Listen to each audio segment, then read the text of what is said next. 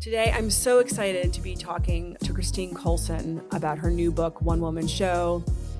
Christine spent over 25 years writing for the Metropolitan Museum of Art. She started there in 1991 as an intern in the European Paintings Department. She left to get her degree in art history, came back in 1994, and really rose through the ranks of the museum as a writer.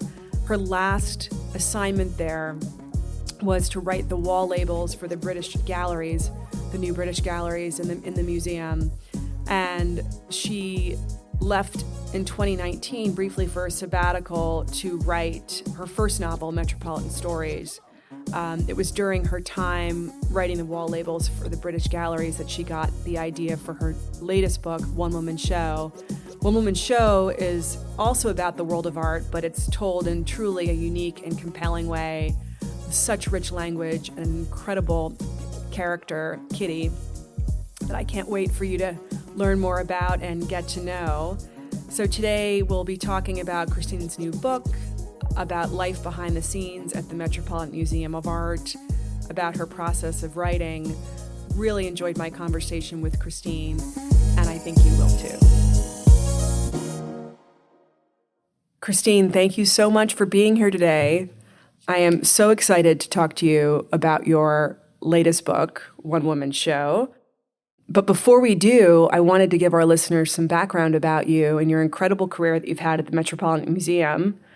So tell us, take me back, how you started there and what was it like working at the museum for so many years? The Met will always be home for me in many ways.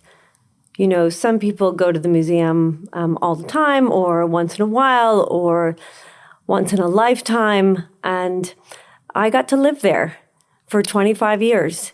And every morning I would enter those empty galleries and hear my own footsteps on the floor. And every night I'd leave through the museum in the same way with the lights out. And there's such magic in that. And there's a way in which you develop a relationship with those objects because of that long-term, relaxed, distinctly relaxed relationship with them that you start to see things differently. And so that will never leave me, that way in which that place feels.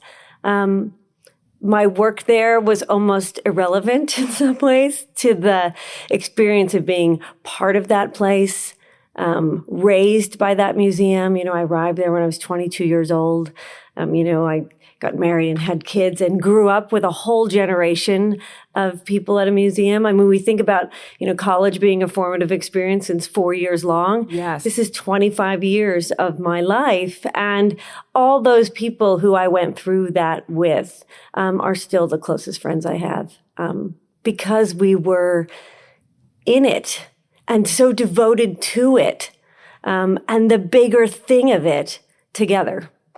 So, I never thought about the fact that people who work there have access to the museum when no one else is there, when the public isn't there. I mean, that's what we get in lieu of pay. Oh, my God. You got paid pennies, but you got that. And that's the whole game. I mean, that's the juice. That's what kept everyone going. Because we worked there.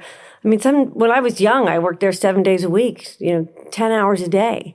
What was your first role there? My first role there was as an intern in European paintings, and it was a fantastic job. I was cataloging the correspondence between the great American collector and suffragette Louisine Havemeyer and the American Impressionist painter Mary Cassatt.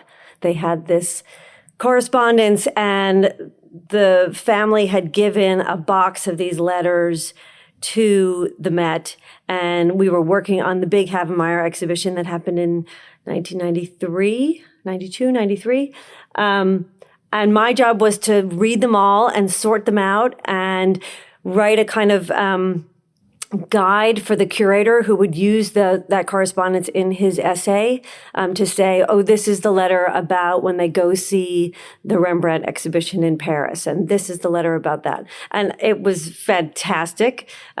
I was in an office in European paintings of a great curator called Catherine Bacher, who was on sabbatical. And it was the most beautiful office I ever worked in, even when I was very senior at the museum. And it was a moment in which I really felt like, oh, like these are my people. Like this is where I belong. And the moment I stepped beyond the galleries and into those kind of gray basement spaces and all those corridors that are just behind the galleries where the staff really moves around, that I wanted in. That was my place. And then I went off to graduate school and got my degree in art history, but then came back in 1994. I was hired to write exhibition descriptions. And then, it was also, I feel like, the Met had a way during that generation, not so much anymore, but they could spot us. And they were sort of plucked off the playground. It's like, oh, this one, she's a lifer. Yeah, That's she's amazing. a lifer. You're not particularly talented, but we can mold you. We can build you. I love the idea of going through original correspondence. I mean, so you're in this incredible office and there's probably a whole process, right? Do you have to wear certain kinds of gloves? And it was funny. It was actually very like, here's a box, and here's these letters, and Mary Cassatt was going blind through the latter part of her life, and so it was also I became the person who could figure out her handwriting and understood like how to read it after a while. That's so it was amazing. And, it was so ironic because when I was an intern, I was in this really plush situation. And then when I got my first job there, like I literally sat on a stool and shared a desk with somebody else. That's amazing. So did you go to graduate school in art history for a particular type of art, or what was the degree? Well, I wrote about French decorative arts and this character called Vivant et Non, but not in a very specialist way. I mean, I went to school in the age of literary theory, so you could write whatever you want about anything, and I loved that because that was my strength. I always had. I'm like a one-trick pony. I can write. But I'm a terrible researcher, which is why it's so fun to write fiction now, because I don't have to do that. I just make it up. And so, I don't know. I mean, I think that's also why I have such admiration and respect for curatorial expertise. I could never be a curator. I mean, their ability to research and discern and develop connoisseurship in such a slow, methodical, devoted way. I have such profound respect for that. So when you come back and you're coming back in this role as a writer, how do you interface with the curators? Do they sit down and explain to you? Do they give you the sort of the historical background or the original research? Where does the content? Oh, no. No. So you? No, I mean, I was like the lowest person on the totem pole in museums. Curators are gods and goddesses. I know, but are they giving you the? I was always working from some other, press release. Source. I was like, sitting in the development office writing exhibition descriptions, and then I just was a ghostwriter. I wrote correspondence and thank you notes and ran around the museum delivering memos to important people. I mean, a lot of what my first book is about is that time, those first 10 years when I'm in the museum, sort of pre-email, everything's analog. And so you wind up in rooms with this incredible cast of characters, these very larger-than-life figures who ran the museum back then. And I just loved it. And I had this access to it because I was this kind of fly on the wall. And the book, The Metropolitan Stories, which is my first novel, which is about the museum during that time, is really a love letter to that experience and my kind of wide-eyed perspective on it all. How fascinating for you to be there during that time where you go from, you talked about everything being cataloged by hand to now, you were there for the transition to probably all of those things now I being was there in cataloged the age of, online it's less about cataloging it. Yes, that's all there, but it's really, I feel bad for the assistants now who everything's on email. They don't get to be in the room. Oh, right. I You didn't know, think when about you're that. when you're young, you know, in the 90s when I was there, you know, you're sitting in the meeting Right. because somebody has to take the notes, somebody has to get the coffee, somebody has to be around in case somebody needs something. And so you're there with those people.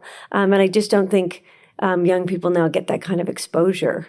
It's really interesting. I think the same thing's happening. You know, I think many offices are now fully back to work, but I was speaking with a good friend who is very high up in banking, and she was saying how and she had changed firms during COVID, that with Zoom, things being online and being with Zoom, you're not getting those relationships or cultivating the relationships with your colleagues if everything's being done online. So the same thing seems like that's happening too at the museum level. Also just the what you learn from being in that room and watching people more senior than you handle a question or develop their thinking around something. I found myself echoing that, 15 years later when I was a senior figure at the museum, and I would hear myself parroting those lines I heard when I was, 25 years old, because I was there and I could absorb that. I mean, that's very different than the kind of email culture. Yeah, that's so true. So you're there, you're in the room, you're doing all kinds of writing for the museum,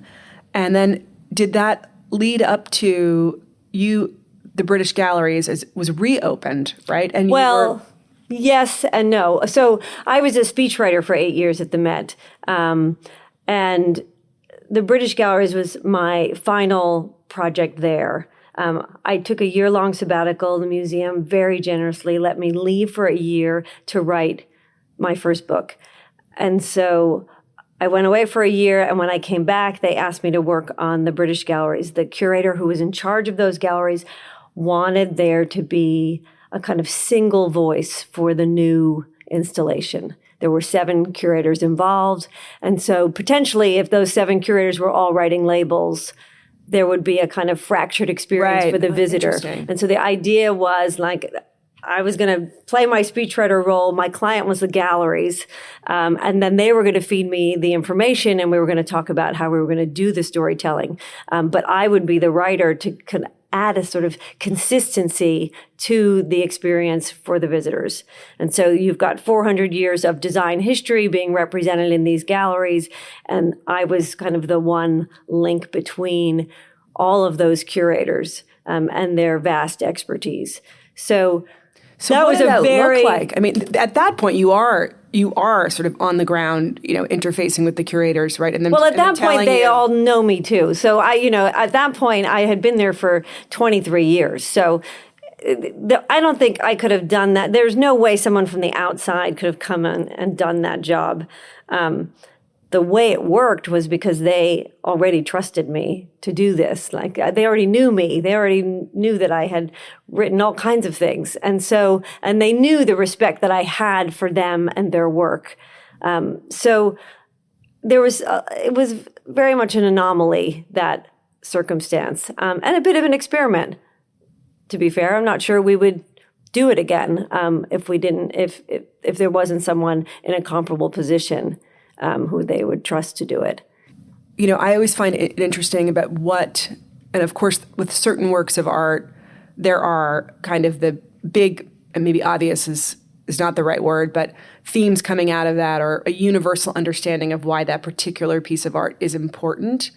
When you met with the curators, would they kind of say, I really think we should highlight this part of this piece of art?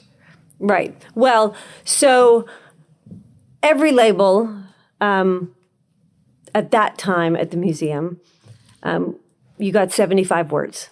So every object, I get 75 words. Now, is that an industry That's not standard? An industry thing. That was the Met thing? standard at that moment. You'll see in the museum has labels that are 40 years old. I mean, there's lots of labels throughout the galleries that haven't been updated in a very long time. But for new labels, the editorial process decided that 75 words was what you get.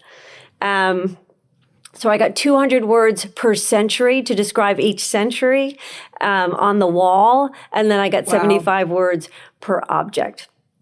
So you're asking a very important question because it comes up in this book that I've written as well, which was written almost entirely in museum wall labels.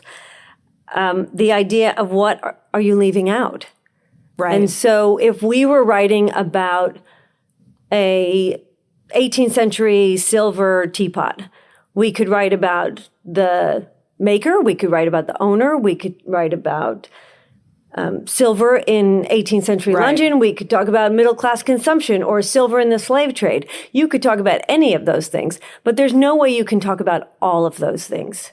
So you have to pick a story. But when you talked about the Met wanting the same language throughout the British galleries, having you be the writer for all of it, was there a certain theme that they were touching upon, that they, was it? Sometimes Okay. there would be a moment where we think this object really needs to touch upon this important point because we need that represented in these galleries. But the curators know so much about a given object. So that search for the right story and how to craft that's what we would sit down and figure out together. And then I would take that, we would decide, okay, it's going to be about middle-class consumption. Now, who's part of that conversation? Is it The all curators the curators? and me. No. So the curators who object that is. Okay, So so every it's that curator and every you. object is kind of owned in a way by a curator. And so you're working with that curator to decide on the story. And then I take it away and I write it. I draft the 75 words. And they get ultimate, approval on that. But I'm the one who's actually going to figure out a way in and a way to talk about that point in a way that works for that label. I mean, the other thing about labels is you kind of have to stick the landing. So every 75-word label has to work on its own and has to work with everything else in the gallery. Because you don't know what people are going to read. If you and I go to a gallery, we're not going to read them all. And if we did read them all, we're not going to read them in the same order. So everything has to work distinctly unto itself, but it all has to connect with the larger ideas that are represented in the galleries themselves. So that idea that each 75-word description has to kind of close comes into play when I decide to take that form and write a novel. And so I'm going to take this idea of writing essentially a retrospective exhibition of a woman's life and use that form to capture moments in her life, and again, inevitably leaving things out. But each one of those scenes has to feel like it has closure on each page with every label. Well, it does. It's really incredible. It's really incredible how you were able to achieve that, and just the flow of the book and the story that is told throughout the book being told through these labels that every single one, Christine sticks the landing. So so tell us. So for listeners who are not familiar with the book, we should explain. Sort of maybe we should take it from the top about the fact that the book is what the book is, that it is these labels. But then I also want to ask you how you got the idea to write this particular book, telling this woman's story using museum labels. Right. So those meetings with the curators, and I adore them all, and they're brilliant. But those meetings weren't always easy. Yeah. And we didn't always agree on what the story should be or how it should be told. And so after one particularly contentious meeting, and this is an interesting moment that I think it's rare when you, as a writer, can kind of pinpoint the exact place you were standing and what was happening, and the moment when you have the spark for an entire novel. But I know that place and I know that moment, which was after this meeting. And there's my colleague walking away from me down the hall. And my sole thought is, God, I'd love to write a label about him. And suddenly that was it. And I thought, oh, that's what I want to do. I want to write labels about people and kind of treat them as intricate works of art. And I wonder if the language could do that. And so I have that idea in that moment, and I kind of tuck it away. And I don't sit down to write that or pursue it probably for another 18 months. So when is this? When is this that you? This is spring of 2019. Okay, and then that's when he's walking down the hall, and you're thinking about the label, and then is it during? I don't start to write until let's see. I started to write in September of 2021. Okay, because both books took exactly a year to write. My process is very strict and very deliberate, and it takes me a year. So I think about it a lot longer, and I don't take notes. I don't write anything down. I kind of have the idea and I visit it in my head. But it's happening. That withholding is very productive, and so when I sit down, it's kind of ready to burst. So what was your first? You sit down, and what was your first step or the first label that you wrote? So the first thing I did was just try and do it. Like, I'm going to write a label about a person, and I'm going to see if it works. And so I sat down, and that label is in the book now. And I just picked, in a very arbitrary way, a woman, kind of Park Avenue matron, standing in the Met's galleries, pretty common sight. And I just wrote a label about her. And I called her Kitty, and I had no investment in her as a character. And I liked it. I wrote my 75 words, and I liked the label, and I thought, okay. And then I thought, I'm going to try and write 20 labels about Kitty, just to see if it can work. Like, what about I write about young Kitty or old Kitty or whatever? And eventually she just kind of took over the book. I had no intention of writing the life story of this patrician woman. I just started with that as an experiment, and then the book kind of spread like an ink blot. And I just kept pursuing it, and she kept showing up, and she had something to say, and I followed that. I mean, it sounds hokey, but that's the way it worked. I never had an outline. I never had a kind of linear sense of, then this will happen, she'll be born here, and then this will happen, and then this will happen. That progression was never a straightforward one. You remember which one was the first one that you wrote? Oh, sure. Do you want to read that? I mean, I think it Sure. might be interesting to give listeners an idea. It's such a creative method and so effective because each label is so precise and intentional, and every word. I mean, you have to, if you're sticking the landing and you're hitting the 75 words, you have to be so thoughtful. Right. So out of nowhere, I write this. And the name has been added later because of the specificity, but in the beginning it was very generalized. And you'll hear when I read something very important in the structure of the novel, which is, when you go to a museum and you look at a wall label, those first three lines are kind of the artist, the date, the medium, that kind of the provenance. That's called the tombstone. I did some, some research here. So in a museum, we call that the tombstone information. So I've appropriated that form for my own purposes as a writer to give you the information you need to know who I'm writing about, how old they are, where we are in history, and details about their provenance, which are helpful to move the story along. Actually, your use of the tombstone is so helpful. Right. Structurally, that's it really gives you, because you can jump ahead significantly in time, or, it's someone's daughter, and now they're married. So anyway. Right. It allows for lots of flexibility.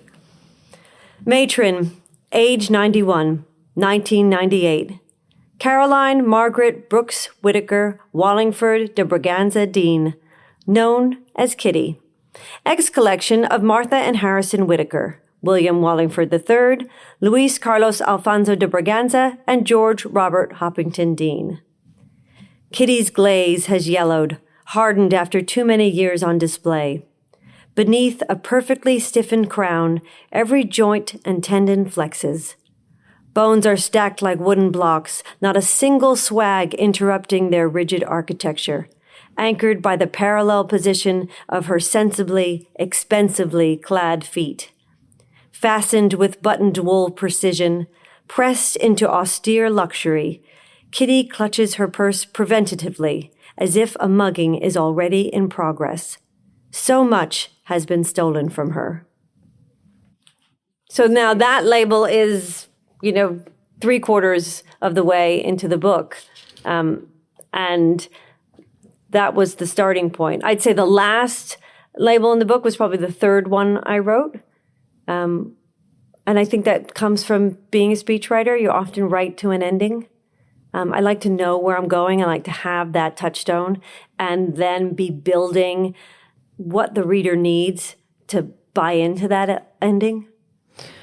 So you mentioned that the idea of kind of Kitty, that Park Avenue matron, the characters in the book, the names selected, their interests, is a real chronicle, of Kitty's life, but it's also of kind of upper crust waspy women's lives over the course of 100 years. And, yes, Kitty's born in 1906. And these women, the idea of them, or her kind of being an object, her being constrained. I mean, you sort of take the reader through Kitty's life, but also the lives of women over the course of this 100 years. Yeah, and I think that that particular trajectory through the 20th century is one in which women have a very particular currency, and they are, evaluated, critiqued, prized, and collected just like a work of art. So in that way, it was easy to do because of the similarities to the kind of scrutiny that women are put under, and the currency that they could establish was always based in who they married. Right. And so that idea of Kitty being collected and then being transferred from collection to collection through those multiple marriages, it all was very, again, not thought through from the beginning that way, but I was really struck by how the parallels worked so well. Kitty is a piece of porcelain, right? She's a figurine. Well, I use the language of porcelain to describe Kitty. Kitty can be whatever you want her to be, and I'm very intentional about that. The book is structured so that every page spread has a label on the right-hand side and a blank page on the left-hand side. And to me, that is kind of reversing what you normally experience in a museum, which is you see a work of art and then you look to the right and there's a label to explain it. And to me, the book should be the label not as explanation, but as catalyst. So you read the label and you conjure the image of what Kitty is. You decide. I never describe what Kitty looks like because I want every reader to make their own Kitty. And that to me is a metaphor for the way that we read any kind of book, even a traditional novel. If I describe a war scene or a dinner party, you're making that image in your mind as I write those words. As you consume them and read them, you're making those images. And so this is kind of formalizing that in a way that gives you the space to do it. And the rhythm of it is allowing you to make that object. I use the language of porcelain because I think it works so well for human beings. Kitty is hard but fragile. Right. She's made of fire. She's kind of has limited utility. She's easily grouped with other things. I talk about her social circle as her garniture, which is a very specific word used to describe a group of porcelain objects. And, most importantly, it's very hard to hide porcelain's damage. And so, like in the museum world, we, when something has a flaw, we say it has condition issues. And I think that's an incredibly human phrase. Yes. Like, what more do we all have? Like, we all have condition issues. And so I loved that parallel. I loved the way that you could talk about someone's provenance and translate this language of art so seamlessly to human fragility. But you seem to really have an intimate knowledge or view into that particular world or that particular society. Is Kitty based off of anyone that you Not a single know? person, no. Or just, I you knew a talked lot about of the Park these. Avenue lady you were saying who was looking in the gallery, or some great aunt or somebody. I knew a lot of these women at the museum, and I loved them. I loved their strength. They were always smarter than anyone gave them credit for. And I think to some degree, I was slightly fascinated by the fact that they had ambition, and they certainly had the wherewithal and resources to do all kinds of things. But to some degree, they kept within a certain circumscribed space. And so I think the same happens with Kitty. I mean, Kitty, I was very careful about Kitty as a character. I didn't want a triumphant story. I didn't want a sentimental story. Kitty doesn't want to be a CEO. She wants power. She wants agency. She maybe wants a little bit of freedom, but she doesn't. There does seem to be that kind of resignation a little bit about her, but at the same time, spark. She has a variety of different interests. We talked about. And she's smart. Yes. I mean, she's smart from the very beginning. And she doesn't always know what to do with that, but it's there. So how did you decide, or did this just evolve? And I don't want to give away too much of the book, so stop me if it's a spoiler alert in any way, but Kitty is some sticky fingers. She does. Right from the beginning, yeah. And it's interesting because that first label I wrote, so much has been stolen from her. And I don't know why I wrote that. It just was probably a nice way to stick that landing. But then there is a persistent theme throughout the book where Kitty does like to steal things. And they're always minor and kind of insignificant. But to me, that was a way of kind of the collected, this woman who is collected by all kinds of people, to understand, to demonstrate that she understands possession.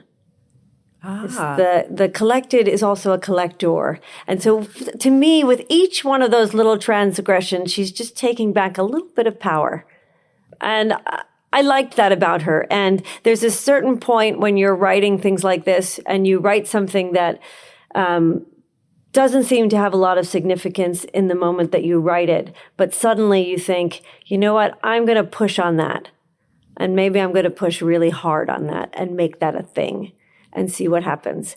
And so when Kitty started to steal things, I felt like, you know what, this is telling us something important. And I'm going to stick with it. I'm going to keep going. I'm going to stretch it. And that's part of the fun of, I'm an unusual writer in that I really like to write. I don't find it torturous, and I love to sit in that chair and put noun with verb and get it done. And one of the things I was doing with this book is sort of to take this very standardized, very rigorous form and stretch it to its greatest capacity. Could I write a funny label? Could I write a sexy label? Could I carry all the character development and plot development and emotion that you need for a traditional novel in this form? Could I do it? And so the challenge of that... The answer is yes. Well, thank you for that. And so... Well, tell us about... So you wrote several funny labels. You also wrote some sexy labels. And one of the things that I think is interesting, and again, maybe we should have a spoiler alert word that you throw out in case I hit the third railer and I'm not supposed to share it, but Kitty has an affair with Picasso. And by the way, I thought he was always pining for people and, cutting his ear off and sending it to people. I didn't realize. No, that's Van Gogh. Oh, Picasso, right. Picasso was a deal closer, knew how to do it. Oh my gosh, you're so right. I did not get my graduate degree in art history. I did know that. I had a brief moment. So tell me, how did you decide to do that? And where did you come up with the storyline of Kitty and her Picasso affair? And so as I'm writing, as I described, there's no outline. So imagine, and this is important because it's an important part of my process, when I write, I actually tape the pages to the wall. Like I have a big wall in my studio, and so I would write a label and tape it on the wall. And so the novel literally spread across that wall as I populated moments in her life, as I thought of That's things. amazing. You're like an FBI profiler. You've got everything on the wall. There's a little kind of Claire Danes on the spectrum moment there. But the idea is to sort of watch the rhythm of the story unfold and see where the holes are, where you need to fill in. And I used to put the labels up on the wall for the curators to review after I wrote them, because I felt like the curator should stand as if they were standing in the galleries and were visiting the museum. So it's one thing to read a bunch of labels sitting on your sofa at home and review them that way, and that's awfully, comfortable and cushy. But it's another thing to stand and see if the label is strong enough and charismatic enough to hold your attention while you're standing there. So I used to put the labels on the wall for them to review. And then, not to get off track, but would they offer comments, edits? We would edit right on the wall. Okay. Yeah. And so, and I still do that. So there I am, I'm writing this, and I would, tape a label to the wall, and I'd have an idea of that. Maybe this happens, maybe that happens. And sometimes it's arbitrary. I really liked the idea of Kitty going into storage for a while. And so I was thinking about, during World War II, all of the important works of art at the Met went into storage in a house in Pennsylvania because they were afraid that the museum would be bombed. Oh, that is so interesting. I did love how you connected what was happening in history with that particular time of World War II, but I didn't realize that actually so I was thinking about that. And so Kitty, at that point, she's a young bride. Her husband goes off to war. And essentially all those women who are, waiting back at home, they are kind of in storage. They're in this kind of dark and like this holding zone. And so I put Kitty into storage then. I had that idea. And then I had to make the timing work out. And so the Picasso thing was really literally thinking of, maybe she sleeps with Picasso.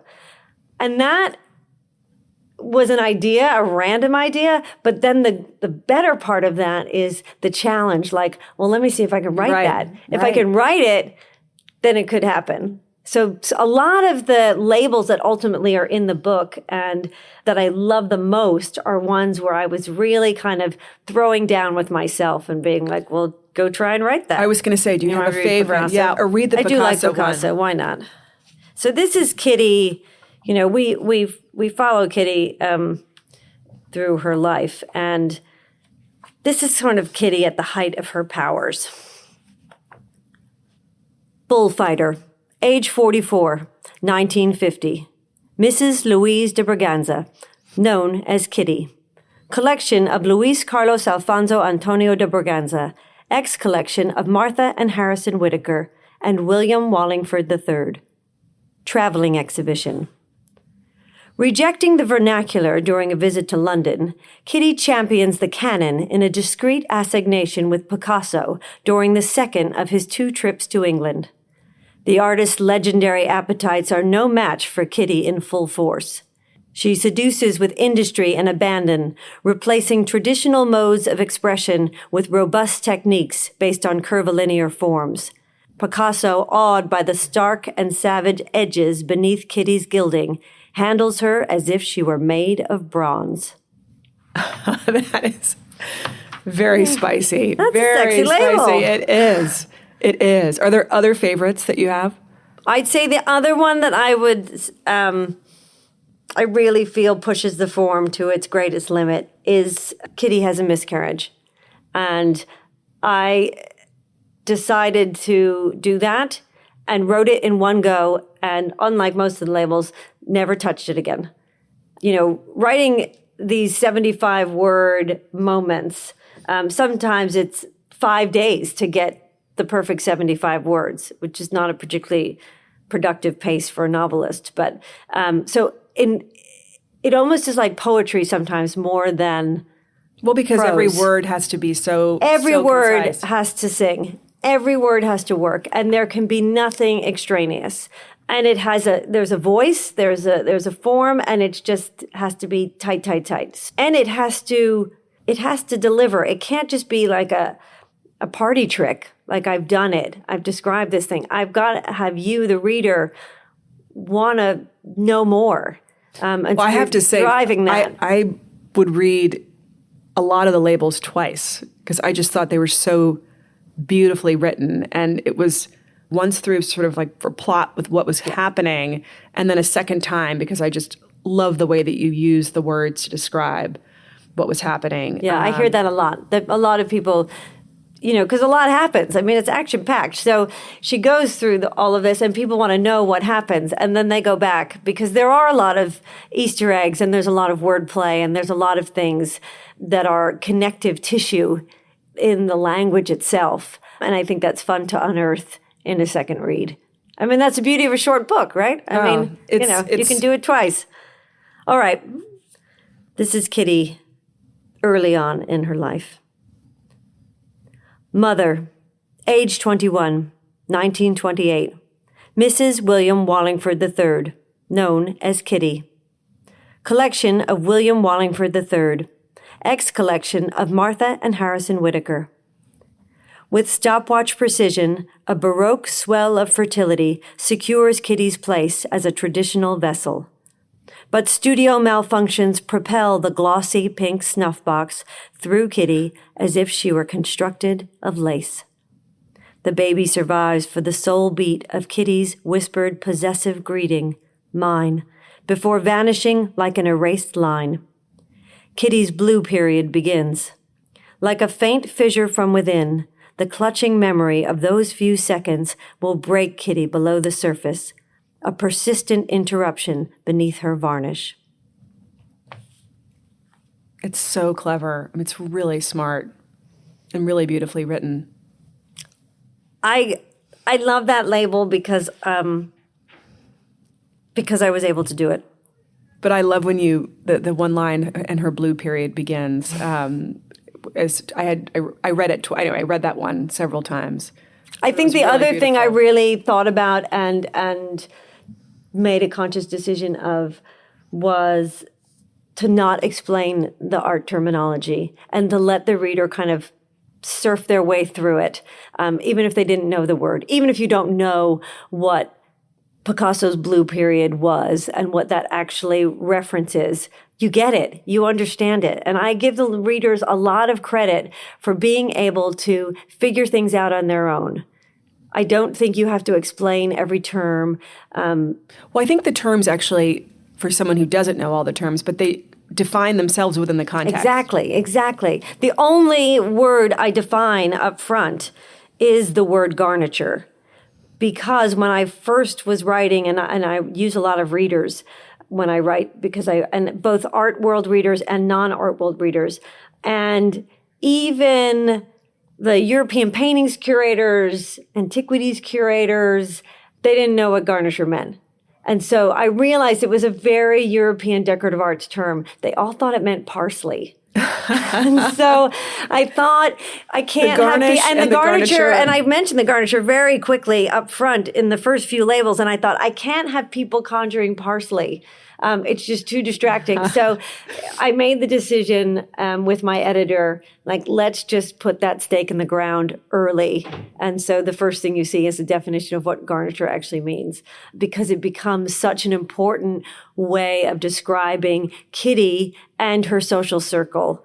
And every garniture has a centerpiece. And so when we meet the garniture, early on when Kitty's getting married and her bridesmaids are there, part of the humor in those labels is that each one of the bridesmaids thinks they're the centerpiece of the garniture. Yes. And so I liked that dynamic as a way of describing the innate competition that existed between these women as they all vied for the perfect marriage or the perfect husband, or that. Right, because wasn't one of the bridesmaids had also dated her husband. Yes. So, and so that's there's history there. It's so great. I loved that tension, that sense that the shared scrutiny that they all endure is never going to be completely equal. Someone's going to win.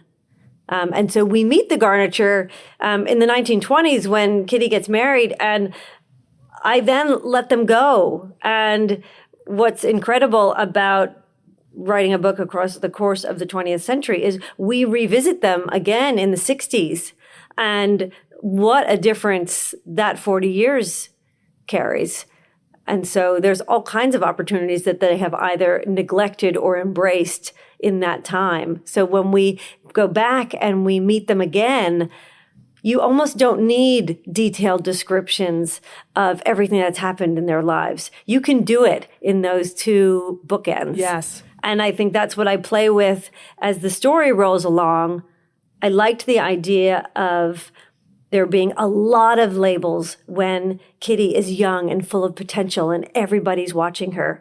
And then I liked the idea that, like the lives of women, as they get older, that scrutiny kind of dissipates and that interest sort of dissolves a bit. And so the labels kind of funnel as Kitty ages. And so there are a lot fewer when she's older because no one's looking and thinking about it anymore. So that kind of funneling was important to do, but that means in the course of the narrative, we're going to jump decades every once in a while. And I had to make sure that the reader could stay with me as we did that. Well, the reader did. This reader did. And I know that every other reader who reads this incredible book will. Tell me, so you took a sabbatical when you wrote Metropolitan Stories. You came back.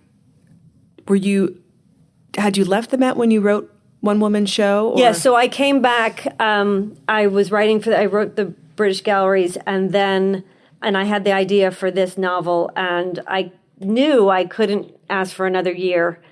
And the sabbatical had given me a nice glimpse of what life would be like outside of the museum.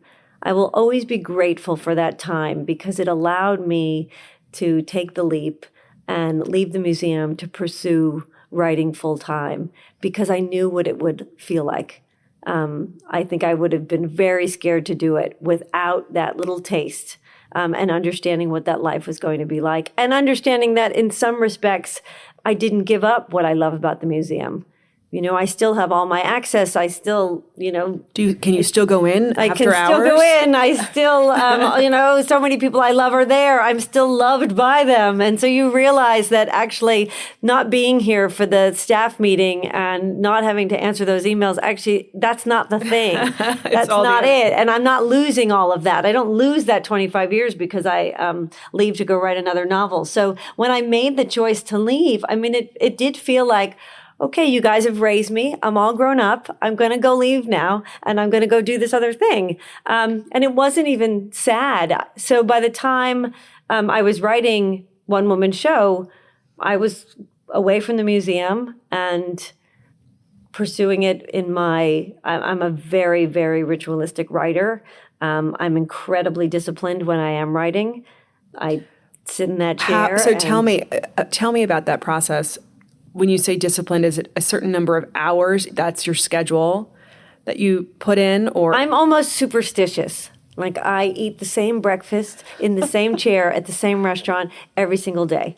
I sit there from 8:30 to 10 and do all of my life admin, dentist appointments or emails responding. And then at 10 o'clock, I go into my writing studio and the phone goes away. There is no email. There are no calls. Nothing for 5 hours. I need you to be my life coach, Christine. I like this schedule. So from 10 to 3, it's in the chair. No breaks, no nothing. You just have to be there. And I do really feel like creativity is like waiting for a bus. You have to be there or the bus will pass you by. And so it's coming. And so you have to believe that. And some days are amazing and some days are totally unproductive, but I feel like if you get up and walk away, the bus could come. Right. And you've got to put the time in. You've got to put the time in, and it's always worked. And I think the more you break it down, you're just writing sentences. You never sit down and think, oh, here I am writing my novel. You'd never do anything. You'd be paralyzed by that. But, I've got to get Kitty from, this situation into the next situation. Like I can remember in my first book having a real like to-do list about like tomorrow I have to get this character from the Great Hall to the Egyptian galleries. And like, that's the job. I have 5 hours to do that. And so to me, that's not daunting. That's like my professional work self getting it done. So right now you're probably out. The book came out this fall, correct? October, yeah. Yeah. And you're out promoting the book. Do you have you had that moment where the man walked down the hallway and you know you're going to write a label about him? What is the next? Have you had that next I have thought about what's next? I do. I have an idea for something that is impossible, which is probably the best kind of idea. So I go visit that from time to time in my head and try and figure it out. But it's there. And it's nice to have something. Yes. You know, oh my it's gosh, nice it's to have so that exciting. little like corner to dip into. So is 10 to 3 still part of the schedule? No, 10 to 3 is only when I'm actually you're writing. So that 10 to 3 lasts. Well, of course in both not, because cases, you're with me here and it's exactly. 2:30. Yeah. There you go. No, 10 to 3 is when I'm writing. And in both cases, it's been exactly a year. It's amazing. A year. Well, you know, whether it's the 10 to 3, whether it's the year, you produced a truly extraordinary book that was just such fun to read. And as I said, it's not a very long book, as you mentioned, but it's so rich. And I read, as I said, these labels over and over again, just enjoying the language, enjoying the plot, and then enjoying the language. And I can't recommend it more to everyone who's listening. It's a really, really wonderful read. And I love the idea that I always, in all my writing, aim for two things, which is sort of humor and poignancy. You know, I want it to be moving, but I also want you to experience kind of joy, because I think that more than anything is life. That's the way it works. We suffer, we struggle, whatever, and then there's humor. It's funny. And I think the only way to capture life is to toggle between those two things quite nimbly and unexpectedly often.